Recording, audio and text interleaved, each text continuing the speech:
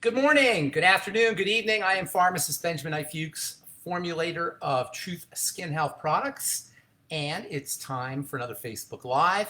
Today I thought we would talk about, I think I'm on. I thought we'd talk about peptides. I get a lot of questions about peptides, the latest fad ingredient in the world of skincare. Skincare companies are always looking for new ingredients. They're always looking for something that they can market, something that is unusual, something that's innovative, and peptides fit the bill for a lot of reasons. First of all, they're super high tech. Hello, Susan. Thank you for being my first viewer. I appreciate it, and I appreciate your support, Susan, a lot. Thank you. So peptides, hey Fatima, hey Danae. Well, hello everybody. Nice to see y'all. So skincare companies are always looking for something new and unusual and innovative, and peptides are really high-tech ingredients, and so they fit the bill in a lot of ways. They can also be, there's so many different peptides that can be used in skincare products. Skincare companies can kind of own a certain peptide and make a claim to that peptide, even though they're generic. They can't necessarily make a claim to a specific peptide, but sometimes skincare companies will buy a proprietary type of peptide, and they'll be the only company.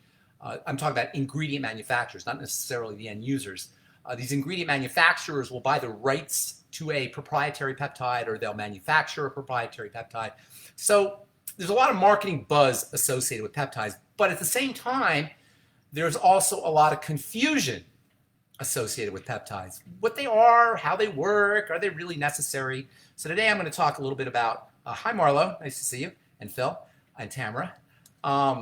Today I'm going to talk a little bit about peptides, what they are, how they work, do you really need them, and then I'll answer some of your questions. So peptides are small pieces of protein. They're amino acids. Amino acids make up proteins, and peptides are small pieces of protein. So a protein typically will have lots of amino acids. A peptide will typically have very few amino acids, anywhere from 2 to 5 to 10, all the way up to, say, 50 or 100 amino acids. We've all heard of peptides, but we've never really called them peptides. For example, insulin is a peptide. Thyroid hormone is a peptide. Oxytocin is a peptide. And all of these peptide molecules are tasked with making things happen. That's what a peptide does. It makes specific things happen. For example, insulin makes cells more permeable to sugar. Thymosin stimulates the immune system. Oxytocin activates neurology that's associated with bonding and love. So peptides make things happen. In the skin, peptides make skin things happen. There are peptides that have anti-inflammatory effects. There are peptides that stimulate collagen production. There are peptides that inhibit enzymes that break up collagen. There are peptides that have antimicrobial effects. So you can see that there would be a lot of use to peptides as active ingredients. However, that being said, there's also a few problems. For one thing, for a peptide to work, it has to be able to get past the stratum corneum to the active cells below. That's the first thing. The second thing is, and this is really the most important problem I see with peptides, and this is why I don't really use a lot of peptides in my formulations, is because peptides imitate or stimulate or hack into the chemistry of a cell, in the sense that the cell doesn't necessarily want to do what a peptide is telling the cell to do. A cell wants to do things on its own. It doesn't want to be told or commanded what to do, commanded to do something from the outside. And this is why I like to use vitamins and ionic minerals so much, is because a vitamin provides the health milieu for the cell so that it can do what it needs to do on its own. A peptide doesn't do that. A peptide orders a cell to do certain things. Now, it's true that you may get some effects, and that's assuming that that peptide gets to the cell, but if you don't have the raw materials, or the environment is not situated correctly for the cell to perform the action, it's not necessarily a good idea to command that cell to do the action. It's actually not really polite to a cell.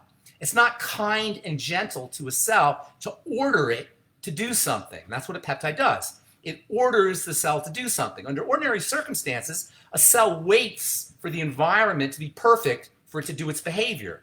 It waits for the vitamins to be present. It waits for the raw materials to be present. It waits for the situation and the environment to be appropriate so that it can do its behavior.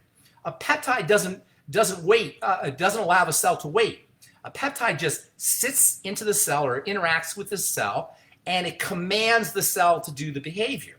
Now, number one, you're kind of interfering with the cell's normal actions when you put a peptide, or you interact, you compel a cell to interact with the peptide. And number two, if the environment or the nutritional milieu is not correct for that peptide to do things, you may cause problems. Say, for example, there's not enough vitamin C present to provide protection for the byproducts that are produced by a cell making more collagen. Every time a cell makes something, there's byproducts, reactive oxygen species, for example, pro-oxidant species that are produced as that cell is making collagen. Well, vitamin C helps protect the cell from those byproducts. Let's say there's no vitamin C present or not enough vitamin C present. Now you're going to have an accumulation of those oxidative byproducts, essentially toxins and essentially poisons, and you're not going to have enough of the anti-poison, that is the vitamin C present, to protect the cell. You can create damage to the cell. So in my opinion, it's probably not a great idea to use peptides on the skin topically if your skin is not healthy. And ultimately, what we're really looking for when we want to have beautiful skin, when we want to have clear skin, when we want to have wrinkle-free, smooth skin, is we're looking for health. We're looking to change the health of the tissue.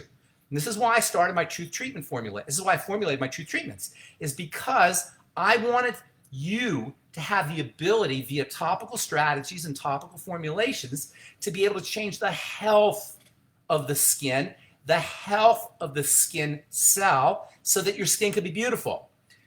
Yes, peptides may have an effect. I say may because it's not totally clear if all peptides really will have an effect on the skin. And keep in mind, if peptides really worked dramatically, they would be drugs. They would be regulated as pharmaceuticals. So whether or not they work is up for debate, although there are some peptides I think that will have an effect on the skin, particularly for wound healing. But you're really not changing the health of the tissue. You're not changing the health of the cell with a peptide. You may be getting an effect, may I say, not may, it's questionable, but you're definitely not getting a health benefit to the skin or the skin cell. And in fact, you may be getting negative health effects. All right, so there are different kinds of peptides. You'll hear there's peptides that act like Botox-like peptides. These are peptides that affect neurochemicals, nerve chemicals, specifically one nerve chemical that's linked with a tightening of the skin. And Botox, botulism toxin, works by blocking this neurotransmitter, causing relaxation. And so-called Botox-like peptides will relax wrinkles, and you can get some temporary effects. Again, you're not changing the health of the skin. In fact, you're not even getting any permanent effects. You're just getting some temporary mechanical effects with these Botox-like peptides. There are peptides that will carry minerals into the cell, so-called carrier peptides. Copper peptide is the most famous of these carrier peptides. There's also carrier peptides for manganese, which is another mineral. These are peptides that don't work on their own, but they actually act to deliver minerals, ions, into the cell, and it is actually the copper or the manganese that is doing the work, not the peptide. Peptides only acting to help carry that substance into the cell. There are also signaling peptides that command the cells to do things. Matrixyl is a classic example of a signaling peptide that commands the cell to make things, particularly to make collagen for neurotransmitters, for wrinkles, I'm sorry. And then there's also antimicrobial peptides. These are peptides that kill bacteria. There's a lot of antimicrobial peptides in the skin, on the surface of the skin. Some of these antimicrobial peptides are associated with rosacea or prevention of rosacea. Vitamin D, interestingly, activates some of these antimicrobial peptides. There are anti-inflammatory peptides. There are peptides that help open up blood vessels. There are peptides that open up lymph and support lymphatic drainage. So there's all kinds of really interesting properties that these peptides have. Another really interesting thing about peptides is in medicine, peptide pharmaceuticals are the next big thing in drugs and in drug therapy. A lot of physicians are now starting to use peptides either intravenously or sometimes orally. It's tough to get peptides orally because the digestive system will break up a lot of peptides. But peptides, like they're the latest thing in skincare chemistry, are now getting set. They're not quite yet, but they're getting set to be the latest thing in pharmaceutical chemistry. And a lot of physicians are beginning to understand that they can, and drug companies are beginning to understand that they can use peptides either orally or intravenously as medicines.